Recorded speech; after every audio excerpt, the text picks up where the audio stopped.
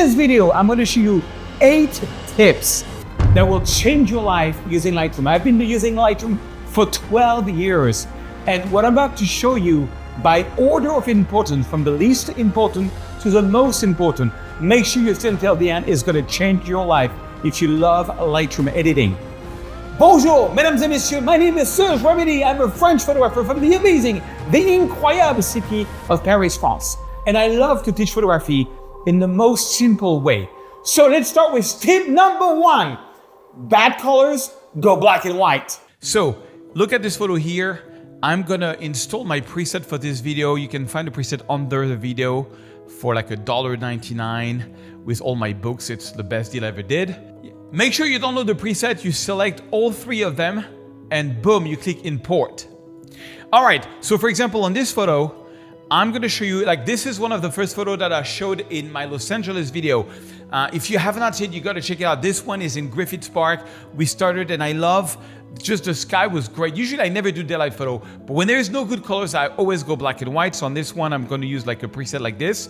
And I'll tell you more about dodge and burn, but this preset has got lots of dodge and burn. Look at this, just one click, and you get a really cool sort of like Ansel Adams kind of photo. Hey, Frenchie, I thought black and white photography was dead. I work with 120 galleries around the world, and I can tell you the top sellers are usually black and white sellers. It's bigger than ever. It's crazy. It's fantastic. It is incroyable. Tip number 2, use AI generative fill in panorama. So for example, this is a photo I shot of the Roosevelt with a Leica Q3. So I took 3 photos, beautiful Leica Roosevelt. I'm gonna select all 3, go to Photo Merge Panorama. And you see you got different kind of projection. Now, on this one, I'm gonna try to use perspective. Try to use perspective as much as possible. It's gonna respect the lines. Now, you see what's really cool is you have this new option here called Fill Edge. And what Fill Edge is going to do is that it's going to use AI to create what you're missing. Yes. And look at that. It just created. Now, of course, you know, there's a lot of things which are weird, but when I merge it, and now it gives me a little more sky. So for example, I can use a crop tool here and I can go 4x5 and press X to go like this. And I can select a part here and I get just more of the sky. It just gives you more options. It's crazy. Everything is AI now. I feel like I can do it like an AI burger and just make millions. I know, it's crazy, but sometimes AI can be very useful. I will show you more. Tip number 3, use boundary wrap to correct your perspective. Okay, so check this out. This was the Hollywood sign that I shot. If you haven't watched the early video, you really gotta, I show you like how I hacked all the way up there and how I shot it exactly. It's a really cool trick. If you're ever in Los Angeles, you have to watch that video. I'm gonna select all this photo, go to Photo Merge Panorama. Now in this case, perspective is gonna give something weird. So we have no choice. And that's because I was too close to the letter. We're gonna go to cylindrical or spherical. Spherical is pretty good on this photo, but look at the perspective. It's really bad. But check this out. You have this option here called boundary wrap. Okay, if you move this to the right, it's going to correct most of the perspective. Now, I don't want to do it all the way because it might do something weird on the horizon, but I'm going to do it quite a little bit like this. And then I'm going to use the AI of the Fill Edge and boom, it's ready to retouch. Tip number 4, use preset to get incredible result and consistency in your retouching. You will be surprised what presets can do for you, especially mine. I knew it! You're trying to sell me something. Yes, but it is the best deal I ever did, I promise. It's really good. Okay, let me show you. So this Hollywood photo is here, and I'm gonna apply the sunset preset to it because it was a sunset. And it's gonna do most of the retouching for me. When you apply your preset, you have to do minimum 2 things. Number 1, check your exposure. So you hold on the Option key, click here the black slider. You want to make sure that you get about 1% of black, and then you do your whites. And so that's the exposure, and then you just have to tweak the white balance, because the white balance is never going to match. This one, I want it to be a lot more blue and maybe a bit more magenta. Okay, and then I can always crop it. You know, I can rotate it a little bit and crop it and, you know, add more contrast. Saturation's kind of cool. And voila, before and after using this preset. Now check this out. This is a Leica Blue Hour photo, so I'm going to use my Blue Hour preset.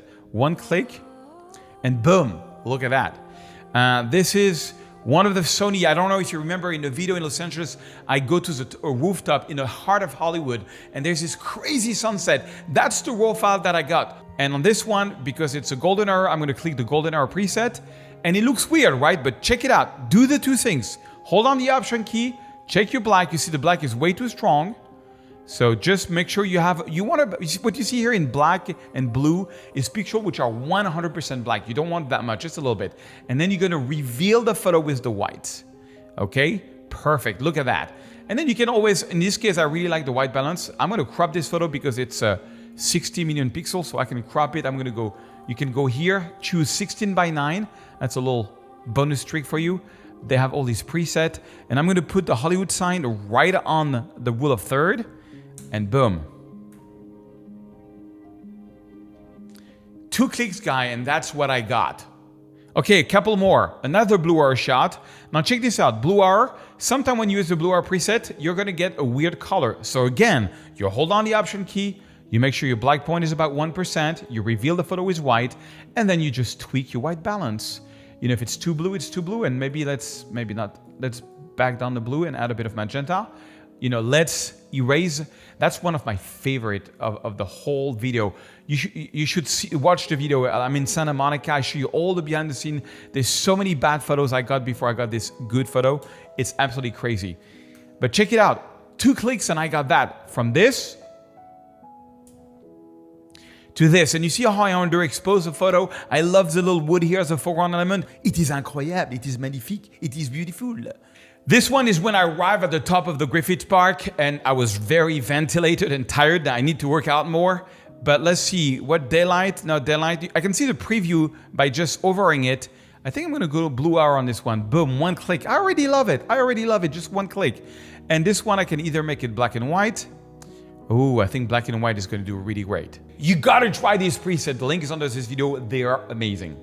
Tip number 5, use a new AI enhancer for denoise to get the noise out of your photo. So this is a photo I showed you already before. This is a photo, check this out. This was shot at like 2000 ISO. Look at this, 2000 ISO, and it's very noisy. I'm gonna increase the contrast and the exposure so you can see, but look at this around the Roosevelt, it's very noisy. Now there's a new option that came out a few months ago. If you right click and you go to Enhance, and you don't use super resolution, but use denoise. In this case, I'm going to use I usually use between 40 and 50, and I'm going to click on Enhance. Now, this might take a while if you're a Windows user. I have to say, Mac user, it goes way faster. Is Topaz denoise not better? I don't know, my friend. I never use Topaz denoise. I just know that I love this feature, and it's really on a raw level. And look at this. On the left side, you have the Enhanced version. It takes the noise directly out of the raw file. Look at that, super noisy, not so noisy. Tip number 6, use a new beta lens blur feature to add more bokeh and more blur in your photo. This is an actress that I shot. Again, watch this Los Angeles video. I show you exactly all the photos I took with this actress. And on this one, I want to show you this new feature. Look at the background behind her. It's pretty cool because it was shot at 2.8, so it's pretty blurry. But let's say I want to make it even more blurry. I can go here, I can go to Lens Blur. That's a new feature that came out a few weeks ago. And look at the background. Boom, it's much more blurry. I can even increase the blurriness. And you can see here, this is what we call the depth map. So the white and the yellow is basically her face. And this is the background. Look how blurry it is now. It's beautiful. And you can make it, if I want to grab a little more of her body, I can go like this and it's going to grab a little more of her hair. Sometimes it can look weird, but I like that. I like that look. Right, all right. Now that's a pretty girl. Yes, she's beautiful, magnifique. Tip number 7, use a new masking tool to get a better skin and a little bit of Photoshop. Okay, so let's say I used to spend hours getting perfect skin, and I'll show you a workflow that I really love. First thing that I do is I go here and I go into detecting people. It's going to detect her. You see, okay, it found her. I'm going to click here, and then I'm going to say I want to select her facial skin, her body skin, her eyes, her iris, or maybe her hair. I'm gonna make sure that create 5 separate masks is selected and create mask. And check this out. Now I can go here on the skin, for example, and I can add a little bit of exposure on the skin just to make it a bit brighter. But what I can do is I can go here and add a little bit of minus clarity. You know, that's gonna make her skin a little more diffuse, a little nicer. But you will see, we're gonna push it even further into Photoshop. Then I can go here, do the same thing, that's just her neck. So a little bit of minus clarity, a little bit of exposure. And then what's the next mask? It's the eyes. I can add a bit of exposure on the eye, like that. Okay, that's the white of the eyes. And here, I'm guessing that's the inside of the eyes, yeah. Now on this one, I really don't overdo it. She's gonna look like a cat, but a little bit of exposure just on the eyes is pretty good. And then on the hair, I can make the hair maybe a little more blonde, a little brighter like this. I think she's gonna like that. And check it out, before the mask feature, after the mask feature. And let's say I have like 50 other photos of her, which is the case. But let's say I have different photos of her. I can select them like this. And I can click on, I can go to the develop module. I can click on synchronize, check all, and make sure all the masks are checked because that's the local adjustment. That's what takes forever. And now Lightroom is automatically going to retouch the skin and everything on all the other poses of that girl. This is different poses, but her skin is kind of already a little bit retouched. And now, to make it even better, I'm gonna go to Photoshop. Hey buddy, I thought this was Lightroom only. We have to go to Photoshop now? What the heck? Yes, but just a little bit of Photoshop. Not more, just a little bit. Check this out, you go to Filter, Neural Filter, and go to Skin Smoothing. You may have the option to download it, so download it first. I already have downloaded. And it's a one-trick pony. You just click and look at this. Look at her skin. She looks like a model now. Click OK.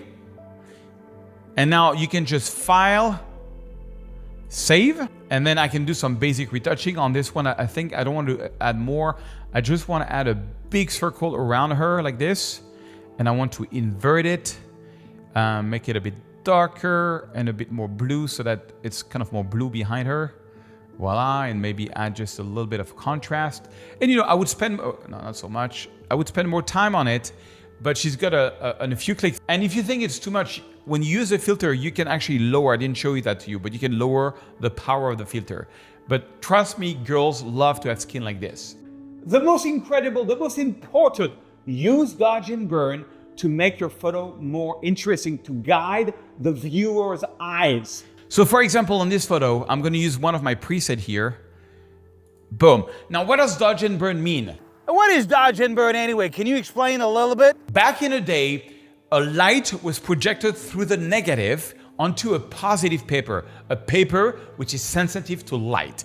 And the more the light would hit the paper, the more it would burn the paper and print the photo. Now, let's say you wanted to make someone's face a little brighter, then you can use like a spoon to dodge the light. So wherever you were dodging the light, you were making this area brighter, and wherever you were not doing that, you were making this area darker because you were burning the paper.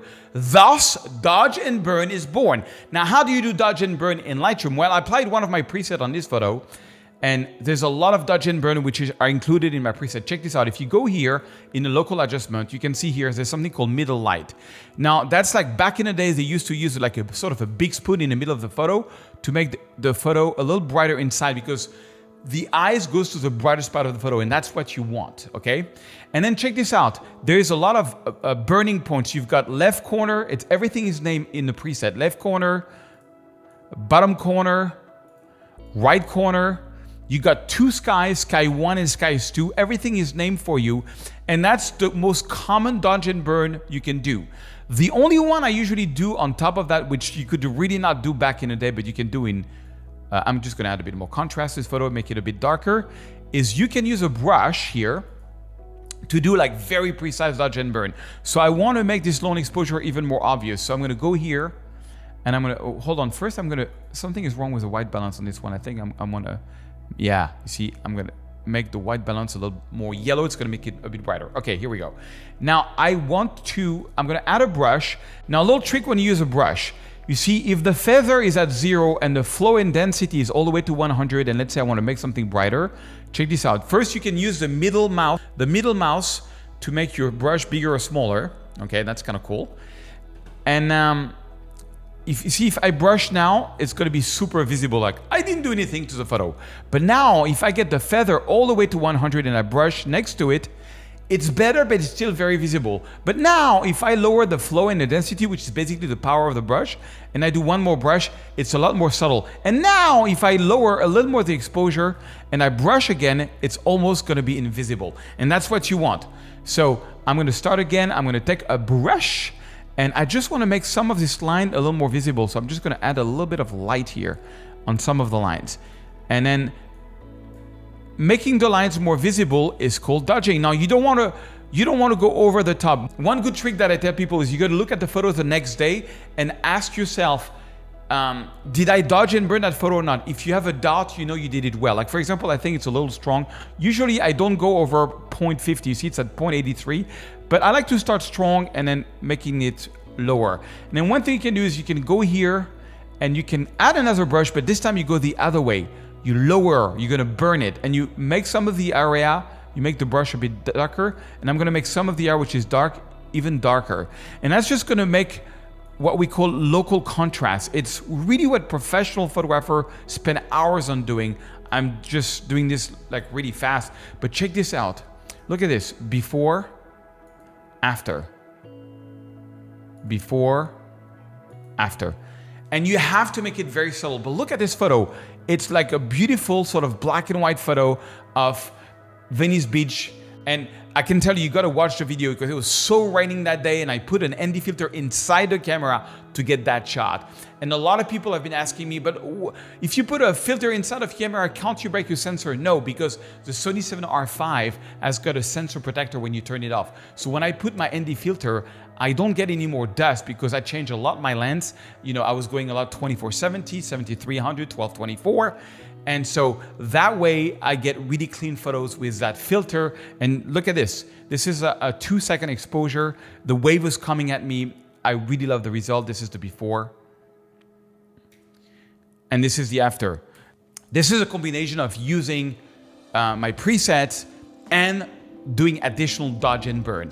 Make sure you download the preset and the books that goes with this video, and make sure you like this video and you leave me a comment of what you would like to learn. I hope you enjoyed this show on Los Angeles. I really wanted to show you how I retouch these photos. I sold some of the photos in galleries. I really hope this helped, and if it does, subscribe to this channel. I have an amazing series coming up on New York and on the 8th wonder of the world and national parks. I'm going to travel the world for you and show you how to get amazing photos and how to retouch them. So make sure you subscribe, and I'll see you in the next video.